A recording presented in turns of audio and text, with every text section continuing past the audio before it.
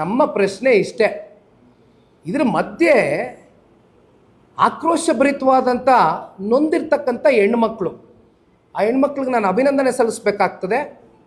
ಒಂದು PILನ ಹಾಕಿದ್ದಾರೆ, ಹೈಕೋರ್ಟು ಆ PIL ಅಕ್ಸೆಪ್ಟ್ ಮಾಡಿದೆ. ಬಹುಶಃ ಒಂದು ರಾಜಕೀಯ ಪಕ್ಷವಾಗಿ ನಮ್ಮ ನಿಲುವು, ನಮ್ಮ ನಡೆಗಳು, ರಾಜಕೀಯವಾದಂಥ ಹೋರಾಟಗಳನ್ನ ಈ ಒಂದು ವಿಚಾರಕ್ಕೆ ಸಂಬಂಧಪಟ್ಟಂತೆ ಜನತಾದಳ ಪಕ್ಷ ಭಾಳ ಗಟ್ಟಿ ನಿಲುವಿಂದ ನಾಡಿನ ಹೆಣ್ಮಕ್ಳ ಪರವಾಗಿ, ತೆರಿಗೆದಾರರ ಪರವಾಗಿ ಮಾಡ್ತಕ್ಕಂಥದ್ರಲ್ಲಿ ಎರಡನೇ ಪ್ರಶ್ನೆ ಎಲ್ಲ ಮಾಡ್ತೇವೆ. ಜೊತೆಯಲ್ಲಿ ಆ ನೊಂದಿರ್ತಕ್ಕಂಥ ಹೆಣ್ಮಕ್ಳು ಇವತ್ತು ಒಂದು PIL ಏನು ಹಾಕಿದ್ದಾರೆ, ಆ ಹೆಣ್ಮಕ್ಳಿಗೂ ಕೂಡ ಈ ಸಂದರ್ಭದಲ್ಲಿ ಅಭಿನಂದನೆ ಸಲ್ಲಿಸಲಿಕ್ಕೆ ಬಯಸ್ತೇನೆ. ಒಟ್ಟಾರೆಯಾಗಿ ಕಾನೂನಾತ್ಮಕವಾದಂಥ ಹೋರಾಟಕ್ಕೆ ಹೆಣ್ಮಕ್ಳು ಕೈ ಇಟ್ಟಿರ್ತಕ್ಕಂಥದ್ದು, ಕಾನೂನಿನ ಅಡಿಯಲ್ಲಿ ಬಹುಶಃ ಮುಂದೆ ಸರ್ಕಾರ ಯಾವ ರೀತಿ ಇದಕ್ಕೆ ಉತ್ತರ ಕೊಡಬೇಕು ಅಂತಕ್ಕಂಥದ್ದು ನ್ಯಾಯಾಧೀಶರು ಚಾಟಿ ಬೀಸ್ತಾರೆ ಅಂತಕ್ಕಂಥದ್ದು ನಾನು ಭಾಳ ಗಂಭೀರವಾಗಿ ನಂಬ್ಕೊಂಡಿದ್ದೇನೆ. ಹಾಗಾಗಿ ಇವತ್ತಿನ ವಿಚಾರ ಇದಾಗಿತ್ತು.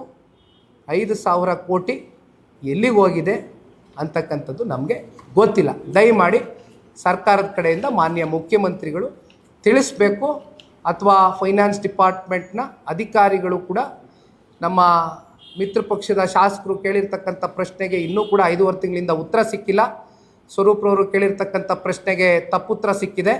ಆದರೆ ನಿಜವಾಗ್ಲೂ ಇಲ್ಲಿ ನಡೆದಿರ್ತಕ್ಕಂಥ ವಾಸ್ತವ ಸ್ಥಿತಿ ಏನಿದೆ ಅಂತಕ್ಕಂಥದ್ದನ್ನು ದಯಮಾಡಿ ಕನ್ನಡ ನಾಡಿನ ಜನತೆಗೆ ತಿಳಿಸಿ, ವಿಶೇಷವಾಗಿ ನಮ್ಮ ತಾಯಂದ್ರಿಗೆ ತಿಳಿಸ್ಬೇಕು ಅಂತಕ್ಕಂಥದ್ದು ಈ ಸಂದರ್ಭದಲ್ಲಿ ಪಕ್ಷದ ಕಡೆಯಿಂದ ನಾವೆಲ್ಲರೂ ಕೂಡ ಭಾಳ ಗಂಭೀರವಾಗಿ ಒತ್ತಡವನ್ನು ಹಾಕಲಿಕ್ಕೆ ಬಯಸ್ತೇವೆ. ಹೇಳಿದ್ನಲ್ಲಣ್ಣ, ಅದೇದೋ 150, 189 ಅಂದರೆ ಇಲ್ಲಿ 5,000 ಕೋಟಿ, ಅದಕ್ಕೆ ಹೇಳ್ತಾ ಇರೋದು. ಇದ್ರ ಪ್ರಮಾಣ ನಾವು ಲೆಕ್ಕ ಮಾಡೋಕ್ಕೆ ಆಗಲ್ಲ.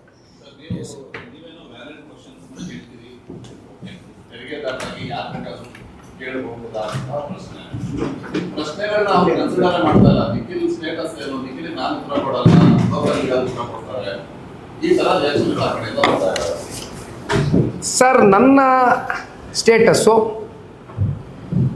ಕರ್ನಾಟಕದಲ್ಲಿ ಹುಟ್ಟಿರ್ತಕ್ಕಂಥ ಹುಡುಗ, ಕನ್ನಡದ ನೆಲ ಜಲ ಭಾಷೆಯ ಬಗ್ಗೆ ಅತಿಯಾದಂಥ ಅಭಿಮಾನ ಇಟ್ಕೊಂಡಿರ್ತಕ್ಕಂಥ ಹುಡುಗ, ಸರ್ಕಾರಕ್ಕೆ ತೆರಿಗೆ ಮೂಲದಲ್ಲಿ ತೆರಿಗೆನೂ ಕೂಡ ಕಟ್ತಾ ಇರ್ತಕ್ಕಂಥ ಹುಡುಗ. ನನ್ನ ಸ್ಟೇಟಸ್ ಇಷ್ಟೇ, ಕನ್ನಡ ನಾಡಿನಲ್ಲಿ ಹುಟ್ಟಿದ್ದೀನಿ, ಕನ್ನಡ ನಾಡಿನ ಜನತೆಯ ಪರವಾಗಿ ಅವ್ರದ್ದು ಯಾವುದೇ ಸಮಸ್ಯೆಗಳಿರಲಿ, ಸಂಕಷ್ಟಗಳಿರಲಿ, ಸರ್ಕಾರಗಳು ಮಾಡ್ತಕ್ಕಂಥ ಯಾವುದೇ ಹಗರಣಗಳಿರಲಿ, ತಪ್ಪುಗಳಿರಲಿ, ಇವೆಲ್ಲವೂ ಕೂಡ ಎತ್ತಿಡಿತಕ್ಕಂಥದ್ದಕ್ಕೆ ಒಬ್ಬ ಕನ್ನಡ ನಾಡಿನ ಸಾಮಾನ್ಯ ಪ್ರಜೆಯಾಗಿ, ಬ್ರ್ಯಾಕೆಟಲ್ಲಿ ಕಾಮನ್ ಮ್ಯಾನ್ ಆಗಿ ಕೇಳಲಿಕ್ಕೆ ಬಯಸ್ತೇನೆ. ದಯವಿಟ್ಟು ಕಾಮನ್ ಮ್ಯಾನ್ಗೂ ಉತ್ತರ ಕೊಡಬೇಕಾಗ್ತದೆ. ಕಾಮನ್ ಮ್ಯಾನ್ಗೆ ಉತ್ತರ ಕೊಡಬೇಕಾಗಿರೋದು ನೀವು. ಕಾಮನ್ ಮ್ಯಾನು ನಿಮ್ಮನ್ನು CM, DCM 136 ಶಾಸಕರನ್ನ ಗೆಲ್ಲಿಸ್ತಕ್ಕಂಥದ್ದಕ್ಕೆ ಇದೇ ಕನ್ನಡ ನಾಡಿನ 7 ಕೋಟಿ ಕನ್ನಡಿಗರ ಒಂದು ಆಶೀರ್ವಾದ ಇತ್ತು. ಹಾಗಾಗಿ ನಾನು ಅವ್ರ ಪರವಾಗಿ ಒಬ್ಬ ಕಾಮನ್ ಮ್ಯಾನಾಗಿ ಕೇಳ್ತಾ ಇದ್ದೀನಿ. This is my status sir.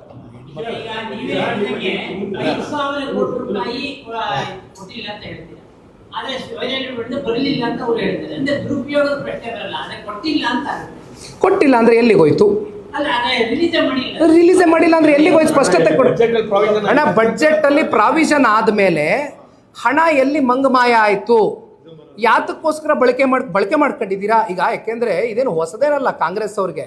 SCP TSP ಹಣ ಪ್ರತಿ ವರ್ಷ ಎಷ್ಟೆಷ್ಟು ಸಾವಿರ ಕೋಟಿ ಬಳಕೆ ಬೇರೆ ಬೇರೆ ಕಡೆ ಬಳಕೆ ಮಾಡ್ಕೊಂಡಿರ್ತಕ್ಕಂಥದ್ದು ನೋಡಿದ್ದೀವಿ.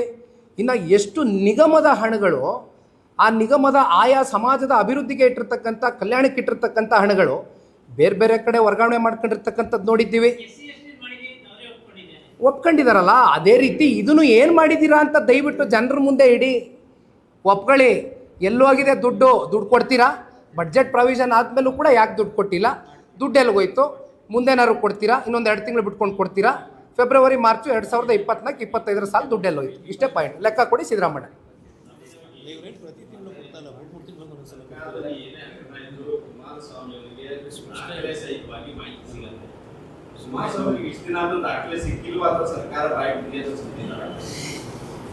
ಸರ್ಕಾರ ನೋಡಿ ಅಣ್ಣ, ದಪ್ಚರ್ಮದ ಸರ್ಕಾರ. ಅವ್ರಿಗೆ ಒಂದು ಉದ್ದಟತನ ತಲೆಯಲ್ಲಿ ಏನು ಕೂತ್ಕೊಬಿಟ್ಟಿದೆ.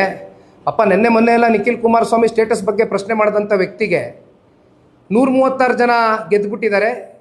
ಮ್ಯಾಸಿವ್ ಮೆಜಾರಿಟಿ ಇಟ್ಕೊಬಿಟ್ಟಿದ್ದೀವಿ ನಾವು, ಇದು ಇದೇ ರೀತಿ ಇರುತ್ತೆ ಅಂತಕ್ಕಂಥ ಪಾಪ ತಪ್ಪು ಪರಿಕಲ್ಪನೆಯಲ್ಲಿ ಬದುಕ್ತಾ ಇದ್ದಾರೆ. ಇದರಿಂದ ಹೊರಗಡೆ ಬರಬೇಕು. ತಾವೊಂದು ಪ್ರಶ್ನೆ ಕೇಳಿದ್ರಿ, ಎಲ್ಲದಕ್ಕೂ ಸಮಯ ಕೊಡಬೇಕು. ಸಮಯ ಅತಿರೇಕಕ್ಕೆ ಹೋಗಿದೆ. 1 ವರ್ಷಕ್ಕೂ ಅಧಿಕ ಆದರೂ ಕೂಡ ಇಲ್ಲಿವರೆಗೂ ಈ ಪ್ರಶ್ನೆಗಳು ಉದ್ಭವ ಆಗಿ ಇದಕ್ಕೆ ಸಿಕ್ಕಬೇಕಾಗಿರ್ತಕ್ಕಂಥ ಉತ್ತರ ಜನತೆಗೆ ಸಿಕ್ಕಿಲ್ಲ. ಹಾಗಾಗಿ ಇವತ್ತು ದಾಖಲೆ ಸಮೇತವಾಗಿ ಯಾವ್ಯಾವ ದಿನಾಂಕದಲ್ಲಿ ಏನೇನು ಇವರು ಘೋಷಣೆ ಮಾಡ್ಕೊಂಡಿದ್ರು, ಯಾವಾಗ ಯಾವ್ಯಾವ ವರ್ಷದಲ್ಲಿ ಎಷ್ಟೆಷ್ಟು ಪ್ರಾವಿಷನ್ ಮಾಡ್ಕೊಂಬಂದಿದ್ದಾರೆ, ಎಲ್ಲಿ ಮಿಸ್ಪ್ಲೇಸ್ಗಳಾಗಿದೆ ದುಡ್ಡು, ಇದ್ರ ಬಗ್ಗೆ ಸಂಪೂರ್ಣ ವಿವರ ಕೊಟ್ಟಿದ್ದೀನಿ. ಇನ್ನು ಮುಂದೆ ಸರ್ಕಾರ ಇದು ಉತ್ತರ ಕೊಡಬೇಕು.